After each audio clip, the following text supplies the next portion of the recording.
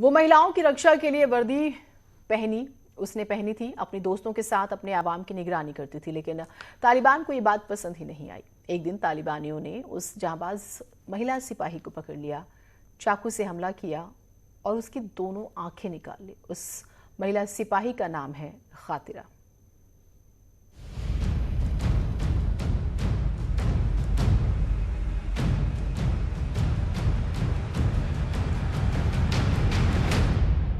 तालिबान के हमदर्द देख लें।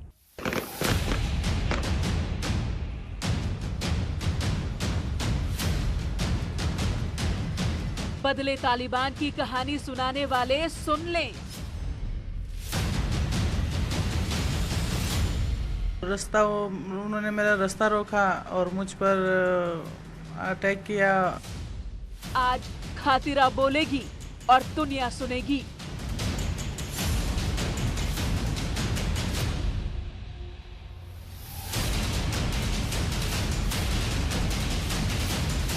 आज खातिरा बताएंगी कि इनकी दोनों आंखें क्यों निकाल ली गई, तालिबानियों ने क्यों रास्ता रोक लिया था, खातिरा ने ऐसा क्या किया था कि तालिबानी बौखलाकर टूट पड़े। अफगानिस्तान की पुलिस में अफसर खातिरा की आज दोनों आंखें नहीं हैं, लेकिन दर्द जब उठता है तो कोर गीले हो जाते हैं।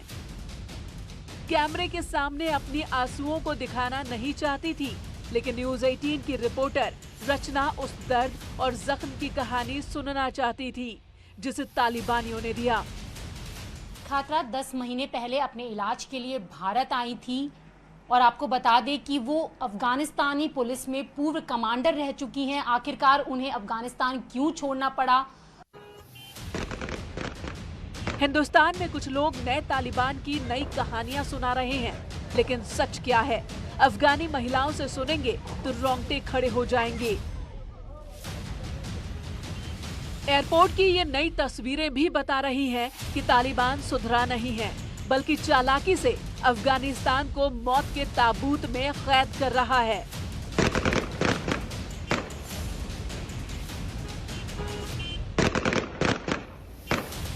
तालिबान दुनिया को दिखाने के लिए तस्वीरें जारी कर रहा है। स्कूल जाती लड़कियों की ये तस्वीरें भले ही अच्छी लगें, लेकिन पहरे में ये लड़कियां कैसे पढ़ाई करेंगी, आप समझ सकते हैं।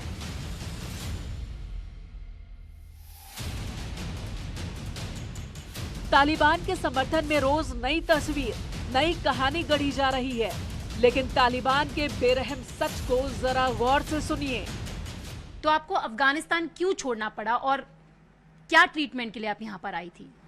क्योंकि मुझ पर वहीं पर तालिबान ने अटैक किया और मैं काम से जा रही थी अपने घर की तरफ और उन्होंने मेरा रास्ता रोका और मुझ पर अटैक किया।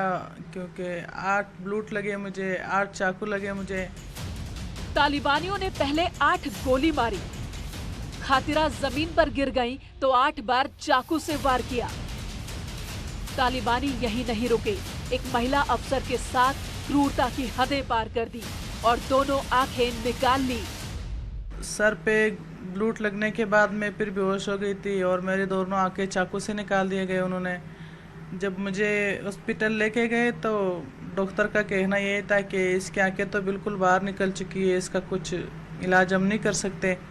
और फिर आंखों के ऑपरेशन के बाद मैं बिल्कुल देख नहीं पाई। फिर आंखें निकल जाने की वजह से खातिरा दुनिया को नहीं देख सकती, लेकिन तालिबानियों की करतूतों का सच अब भी साफ साफ देखती हैं।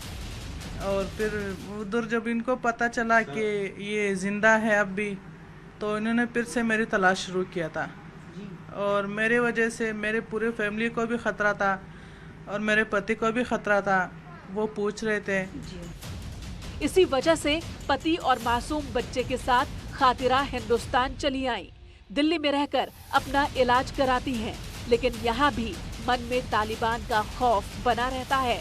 लेकिन सवाल ये है कि तालिबानियों ने खातिरा की आंखें क्यों निकाली? किस वजह से ये महिला अफसर तालिबानियों के निशाने पर थी? हाँ, जो कि अब भी हो रहा है, अब भी हो रहा है और पहले भी हुआ।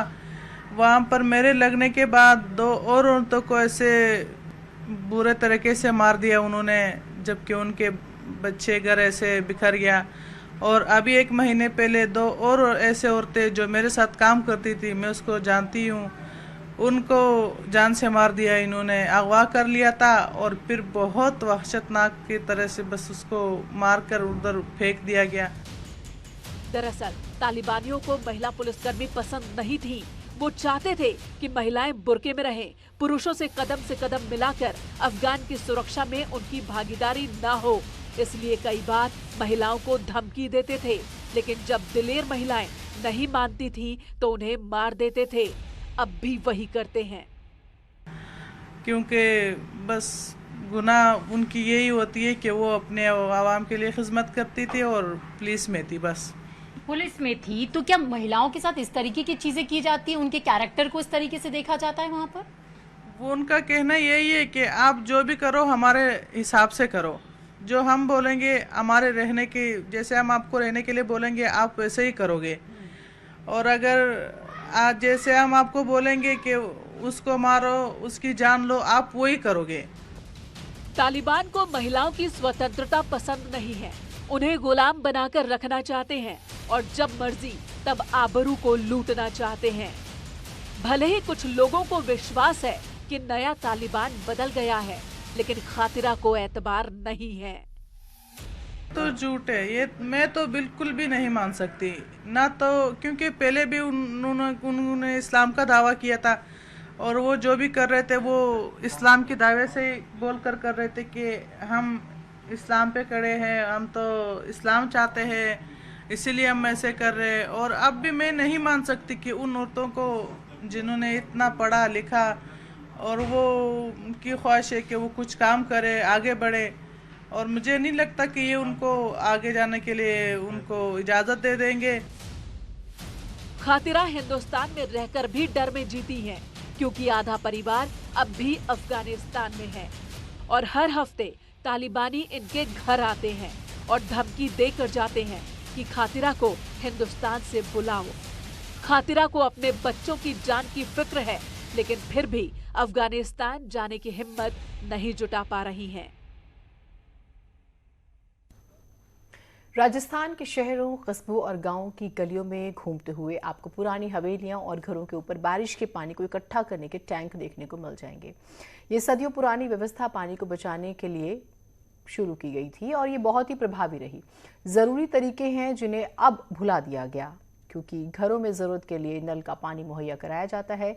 सच तो यह है कि अगर ये टैंक इस्तेमाल में बने रहते तो आत्मनिर्भरता का एक सटीक मॉडल बन सकते थे।